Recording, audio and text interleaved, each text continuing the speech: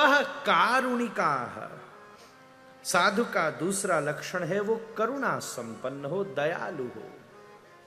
एक बात मैं आपसे कहूं, दया करुणा,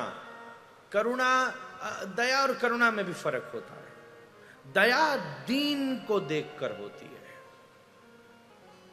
दीन को देखकर दया आ सकती है। दया सब में आ सकती है, क्रूर में भी कभी दया आ सकती है, करुणा सब में नहीं आ सकती। कारुणिका, शिव केवल दयावान नहीं है, करुणा अवतार। करुणा शिक्षा से नहीं आती, करुणा केवल अभ्यास से नहीं आती। करुणा धन से, धन हो तो दया कर सकते हो, करुणा धन से नहीं आती। करुणा सदा संस्कार से आती है, संस्कार से। एक बहुत बड़े अफसर का एक उसने मुझे भेंट की अपनी जीवनी, तो उसकी जीवनी का एक अंश मैं पढ़ रहा था। अभी नाम लेने का कोई फायदा नहीं, संत समाज बैठा है, पर वो बात अच्छी थी। उसने उस जीवनी में एक प्रसंग कहा कि मैं एक बार सफर कर रहा था और उसी समय मैंने सामने देखा, गाड़ी एक जगह रुकी तो एक बड़ा सुंदर चिड़िया का घोंसला था। तो मेरी पत्नी ने मुझसे कहा कि इस घोंसले को ले लेते हैं, घर सजाने में बड़ा अच्छा रहेगा।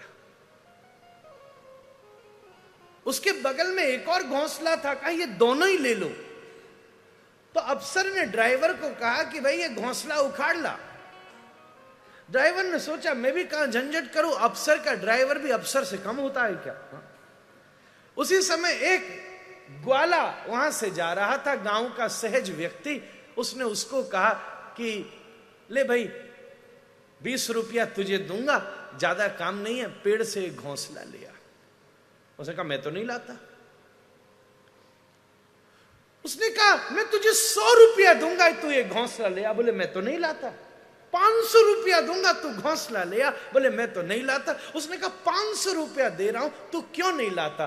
बोले इसलिए नहीं ला रहा क्योंकि मुझे मालूम है कि दाने चुनकर जब शाम को ये चिड़िया वापस लौटेगी और मां अपने अंडों को और घोंसले को न पाएगी तो उसको कितनी पीड़ा होगी, कितनी पीड़ा होगी। वो अफसर अपनी जीवनी में लिखता है, उसे सुनते ही मैं स्तब्ध रह गया और मुझे लगा कि मैंने इतनी बड़ी पढ़ाई करी, आईएएस की, आईएएस की, ये जने कौन सी जिनको पढ़ने के लिए 35-35 साल जीवन झोंकना पड़ता है, लाखों लोगों में से एक व्यक्ति का चुनाव होता है, वो सब एक तरफ धरी रह गई। और इस गांव के सहज व्यक्ति ने जो मुझे अनुभव करा दिया, एक तरफ वो शिक्षा और एक तरफ खड़ा हुआ संस्कार। कारुणिका, करुणा संस्कार से बने। कोई बहुत ज्यादा ज्ञान लेने से करुणा नहीं आ सकती। करुणा क्रिया का विषय नहीं है, करुणा स्वभाव का विषय है। संत के पास कारुण्य रूप स्वभाव, मेरे गुरुदेव तो ये कहते हैं कारुण्यात संप्रकाशितम, जीव के भीतर जो ब्रह्मांश है वो करुणा ही है। हमारे भीतर जो ब्रह्मांश है वो करुणा ही ब्रह्मांश है। भगवान उसी के लिए तो प्रकट होते हैं।